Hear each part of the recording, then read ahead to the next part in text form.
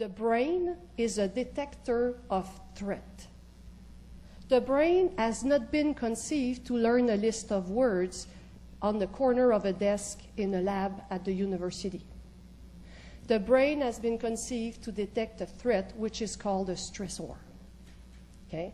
So every day of your life, the brain detects a threat, and what it does, it is going to mount what we call a stress response. So when the brain detects a threat, you're going to have an activation of the hypothalamic pituitary adrenal axis that Bruce has alluded to yesterday, so I'm going to go fast. So basically, the brain will produce these hormones that will go activate the adrenal gland, which are little glands sitting on top of your kidneys, which will produce the two stress hormones, cortisol and catecholamine, adrenaline, noradrenaline, to make you do the only two things you can do in front of a stressor. You fight or you fly. In both cases, you need one thing, energy. And this is exactly what these two hormones will do. They will give you the energy you need to either fight the mammoth in terms of prehistorical times or fly if it's too big. Helping you to survive, and here you are today. So stress is necessary to life. If you didn't have this stress response, you would be dead. Okay? Now, the story begins to be very interesting in 1968. Where the team of Bruce McHugh, and he forgot to tell you that, but I will, okay, describes something extremely important, the brain's response to stress. Before, we thought that everything that was produced below the neck, hormones, etc., would stay there. Why would they go back? But in 1968, Bruce showed that the same stress hormones that you produce in order to fight or fly, within minutes, will go back to your brain. And when they go back to your brain, they have an interesting preference for brain regions that are involved in learning and memory, like the hippocampus, or emotion regulation, like the amygdala and prefrontal cortex. Now, this is a very weird thing. Why in the world would the same stress hormones that help you survive go back to your brain? Why? Doesn't make sense on an evolutionary basis. Until you think about Bambi. If you are Bambi, and you're going in the woods one morning, and you come face to face with a bear, there's two things you want to do in order to survive. First, you want to mount enough stress response to have the energy you need to fly as fast as you can. That's the first one.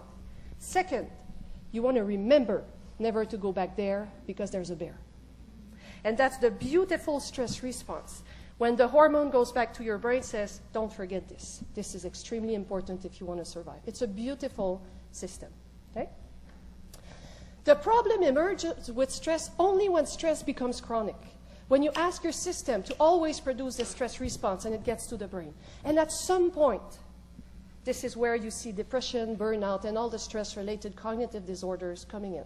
As I always say to people, burnout does not develop in the kidney. It develops in the brain. And it develops in the brain because the same stress hormones that you're producing in order to survive go back there. And when they go back there, they modify the way you will see the next situation so that in the long run, the glass is becoming more and more empty. There's a mechanism that we're starting to understand that is very important. This is stress. But I didn't tell you the recipe for stress yet.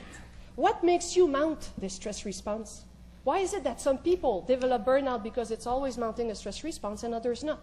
We needed a recipe for stress. 1968, a psychologist comes in, Mason, and says, well, I know that stress is not the same for everyone. I would take two people here, I would bring you here and say, do whatever you want, give my conference. It's not true that both of you would have a stress response. If you're shy, introverted, you would stress in 2.5 seconds. If you're extroverted and you are always the president of your class, I'm going to have to stop you about talking. Okay? But Mason said a very important thing. There must be characteristics of a situation that will make you stress, whoever you are, wherever you are, whatever your age, and whatever your job. Mason spent 32 years just doing this with other colleagues. One of the most important studies that he described in some of his reviews was the skydiver study, and I will explain it to you so that you start to understand what it is. So one morning, Mason wakes up and says, jumping from a plane 3,000 feet for the first time must be stressful. So gets in there, measures the stress hormones, and for sure, the stress hormones in those people who will jump for the first time now are very elevated. He says, aha, This is the stressor. This is stressful. Parachute jumping is stressful. Yet, he has the good idea of measuring the stress hormones, and the trainer of these guys, who will also jump in a few minutes, no elevation of stress hormones. Weird. Continues his study, and then will measure the stress hormones 24 hours before the first jump of the people who will jump for the first time the day after. No elevation of stress hormones. They don't know what's coming yet.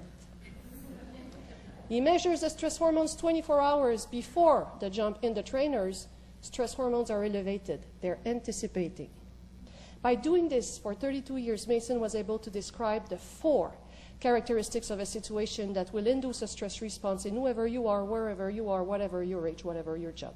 If there's one thing you want to remember from this conference, it's the 4 characteristics. I did 2 conferences one day in the workplace. And in the first conference, I gave these 4 characteristics 23 times. I'm a scientist. I said, I'm going to do an experiment. 1 month later, I came back and I said, okay, first thing, write down the 4 characteristics of stress. Less than 10% of the people remember 1. I don't want this to happen, so I'm going to give you an acronym so you can remember. And I'm giving you a website as well, not taking any chance. What you have to understand is that these characteristics are additive. A situation does not need to have all 4 characteristics in order to induce a stress response. The more you have, the worse it is. Okay? And I challenge you today to find one stressful situation in your life that you cannot explain by one of these characteristics. If you find one, call me. I've been looking for a 5th one for 17 years. Nothing so far. Okay? Are you ready for my recipe for stress? Anticipating? In order for a situation to induce a stress response, whoever you are, wherever you are, whatever your age, it has to be novel. It has to be unpredicted or unpredictable. It must be threatening to your ego. What does it mean? Your ego is your personality. You know who you are. If I was asking you, like, describe yourself, you would say, well, I have a lot of humor, like exercising, etc. Every day you get out of your house. Coffee machine at work are very dangerous for that. And you're entering an interaction with someone else. There's always a risk that your ego will be threatened. So, you see, as a scientist working on human stress, I have a great job. My job is to stress people every day. I'm getting good at this. So if you allow me, I'm going to threaten your ego right now, as an example. Okay? So, we're both working in the shipping department of a company. And we're at the coffee machine in the morning, and we have a couple of bosses around, like managers. And I'm talking to her, I said, Sarah, the technique you're using to do your shipping, are you sure it's working? I don't know. I'm using a more contemporary method. It's true, I'm a bit younger, but my clients are very happy with this, and even some clients told me that they were not that happy with your method. I don't know, what are you thinking about that? The little feeling you feel when you go back to your desk, that's a stress response. Okay? So each time your brain will detect this threat to your ego, it will mount a stress response. This is what we call social evaluative threat. The last one, you must have the feeling that you don't have control over the situation. Okay? In order to help you remember this. Stress, don't go nuts. Okay? What it tells you, it's something very, very, very important for you working with children. Stress is individual differences. Never think that everyone in your group, in your classroom, in whatever, are stressed for the same reason. Never. Even if they are exposed to the same situation. You have a bunch of workers in a company with a new strategic thing about the company that make clothes.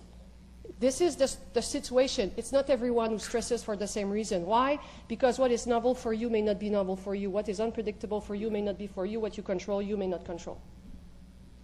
If you don't understand this, person by person, you do not know why they're stressed. That's the very important concept.